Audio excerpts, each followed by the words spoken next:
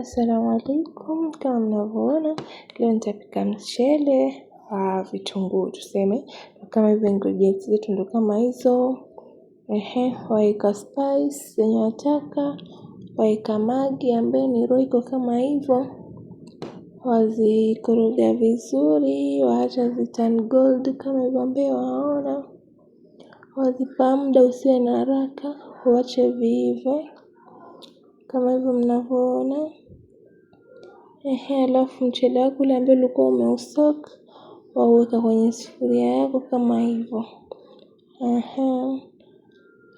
Ndo kama hivyo wali wetu tumeuchanganya na vile vitunguu vyetu vilivyoiva.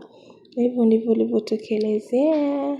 Ukitaka unakula na kuku wa kuchoma ama nyama ya kuchoma, ni wewe tu mpenzi.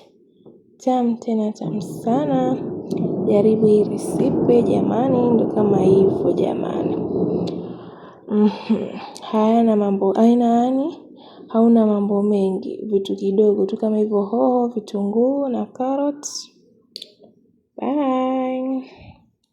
See you in the next video jamani, msisahau kucomment, kulike na kushare jamani, wali wetu mtamu tena sana. Bye.